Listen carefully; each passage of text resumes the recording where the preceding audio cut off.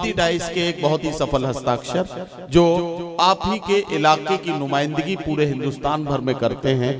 मोहतरम हृदय नारायण हेयर साहब को मैं आवाज दे रहा हूं कि वो तशरीफ लाएं और अपनी कविताओं और रचनाओं के साथ पूरी तरह से माइक पर आकर वो आप सबको अपने साथ जोड़कर इस कवि सम्मेलन और मुशायरे का जो मकसद है, उस मकसद के साथ अपनी कविताओं और रचनाओं को जोड़ते हुए इस सफर में एक बार फिर हम आगे बढ़ेंगे। हृदय नारायण हेयर साहब से मैं गुजारिश कर रहा हूं कि वो तशरीफ लाएं और अपनी कविताओं और रचनाओं से नवाजें। आज मैं अध्यक्ष महोदय जी एवं कमेटी के सभी सदस्यों के प्रति नमन करता हूं और एक छंद अर्पित करना चाहूंगा जी कि देकर अपना नेह निमंत्रण आदर हमें दिया है जो, देकर अपना नेह निमंत्रण आदर हमें दिया है जो, हूं आभारी इसके लिए आपने कष्ट किया है जो। वाह। कलियां खिल गई खुशियों की, कलियां खिल गई खुशियों की, दिल में प्रेम सलामत है। मेरे तरफ से आज की सभा में हार्दिक सबका स्वागत है, हार्दिक सबका स्वागत है, हार्दिक सबका स्वागत है। भाई क्या बात है हृदय नारायण जी, वाह वाह वाह। हमारे बीच मुख्य अतिथि महोदय, विशिष्ट अतिथि महोदय और सारी जनता पधारी हुई है। मैं एक छंद अर्पित करना चाहूंगा कि आप सबों ने पधार करके इस महफिल का मान बढ़ाया है, चार चांद लगाकर आपने खुशियों का दीप जलाया है। इस समर्पण के लिए आप सभी का वंदन करता हूं, तहे दिल से आज की सभा में सबका अभिनंदन करता हूं, सबका अभिनंदन करता हूं। वाह। मैं सबको प्रणाम करता हूं, लेकिन प्रणाम करना मैं छोड़ दिया हूं। मैं प्रणाम हम नहीं करता हूं। अच्छा। कारण क्या है? कभी गए थे देवरिया, उम्रदराज आदमी थे, मैंने प्रणाम किया तो हमको आशीर्वाद दिया कि देता हूं आशीर्वाद कि आपको पूरा बिहार का राज मिल जाए। देता हूं आशीर्वाद कि आपको पूरा बिहार का राज मिल जाए। आप भले नए हों लेकिन पत्नी उम्रदराज मिल जाए। वाह। हम कहे कि हमारी शादी तो हो गई है, तो बोले कि अच्छा ही बात है।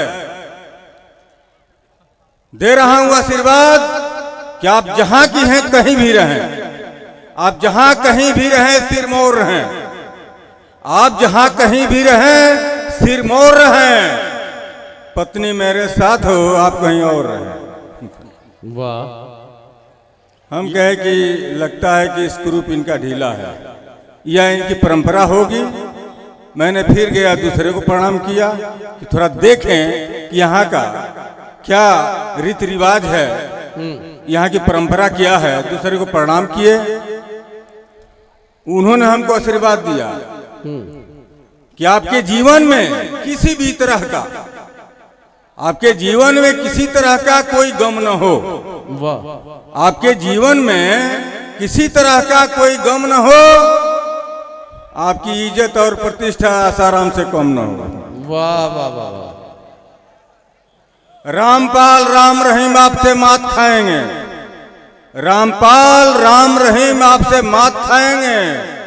अब प्रणाम कीजिएगा तब लात खाएंगे। मैंने पूछा कि कारण क्या है? कहा कि देखिए, प्रणाम करने का जो तरीका है बदल गया है, समय के साथ परिवर्तन हो गया है। मैंने पूछा कि क्या?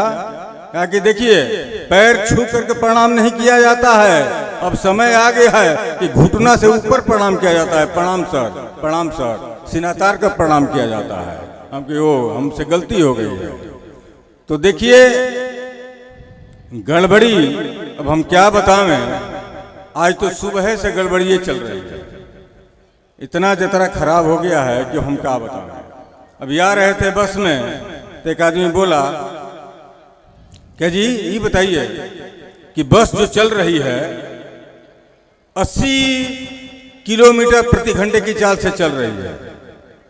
ये बस 80 किलोमीटर प्रति घंटे की चाल से चल रही है। मेरी उम्र कितनी हुई? हम कहीं कहीं की उम्र से या बस के चाल से क्या मतलब है, हमको समझ में नहीं आ रहा था। हम ऐसे बोल दिए कि आपकी उम्र तो 60 वर्ष की हो रही है। तो बड़े खुश हुए, कहे कि अरे भाई आपने तो ये कौन सा सूत्र लगा दिया, क्या कारण है? हम के सूत्र मत पूछिए, अब चुपचाप रहिए, कि ना बताइए ना कौन सा सूत्र लगा दिए। हम कहे देखिए, एक हमारा पड़ोसी है, वो आधा पागल है, उसकी उम्र 30 वर्ष है। हमारा पड़ोसी है, उसकी उम्र 30 वर्ष है, वो आधा पागल है। अब आप समझ लीजिए, आप 60 वर्ष के हैं। इसी तरह से समझिए कि हर विभाग में अभी नदीम सर ने आधार कार्ड की बात कही। हर जगह जाइए, जहां जाइए वहां आधार कार्ड, हर जगह। तो हम भी वीडियो महोदय से कहे कि हमारा आधार कार्ड बना दीजिए। तो आधार कार्ड खूब बढ़िया बनो, आधार कार्ड खूब बढ़िया बनो, कृपा वीडियो बेचारू के आधार कार्ड खूब बढ़िया बनल, कृपा वीडियो बेचारू के नाव गाँव हमार भाया फोटो बा मेहरारू के। अब गैनी जब सुधार करावे, गैनी जब सुधार करावे दुगना लेहलस फीस, गैनी जब सुधार करावे दुगना लेहलस फीस, जन्म तिथि लिख दिले बा 3030। अब कोनो काम ना करे। असही जाने कि एक दिन गनी अस्पताल में, एक दिन गनी अस्पताल में ऐसा भइल झमेला, एक दिन गनी अस्पताल में ऐसा भइल झमेला कि डॉक्टर कंपाउंडर हमारे मित्र को दिहल लोग खेला। एक दिन गनी अस्पताल में ऐसा भइल झमेला कि डॉक्टर कंपाउंडर हमारे मित्र को दिहल लोग खेला। खून पेशाब सब चेक भइल, खून पेशाब सब चेक भइल, एक्सरा भइल सिर के, चढ़ल रहे बुखार, दवा मिल गई बवासीर के। वाह वाह वाह वाह। अब खाई दवाई। और वह सब हंसता नहीं, हमारा तकलीफ बुझाता।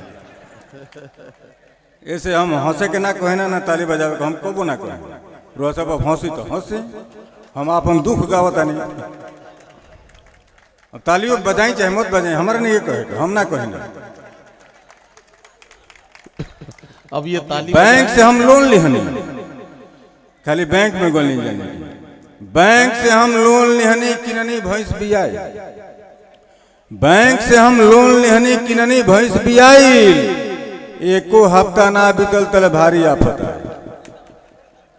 बैंक से हम लोन लिहनी किननी भैंस बियाई, एको हफ्ता ना बीतल तले भारी आफत आई।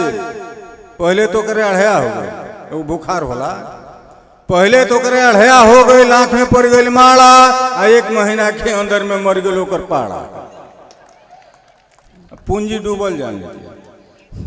अब कान धलिहनी, कान धलिहनी कि माल मवेशी से राखब परहेज, कान धलिहनी कि माल मवेशी से राखब परहेज, आ यही बीच में आन्हर भैंस मिल गई दहेज। और वो सब हंसी। अब हमारा नहीं कहेगा, कान धलेनी कि माल मवेशी से राखा परहेज, आ यही बीच में आन्हर भैंस मिल गई दहेज। अब वो दूध है ना। तो आजकल जानते बनी डॉक्टर लोग, मवेशी डॉक्टर लोग बड़ा दवाई को रख ले। अब वही दवाई ले, तो दूध देवे वाला दवा दिहलन डॉक्टर बेचारू, दूध देवे वाला दवा दिहलन डॉक्टर बेचारू। अब वो दवाई गलती से पी गई हमार मेहरारू। वाह भाई वाह।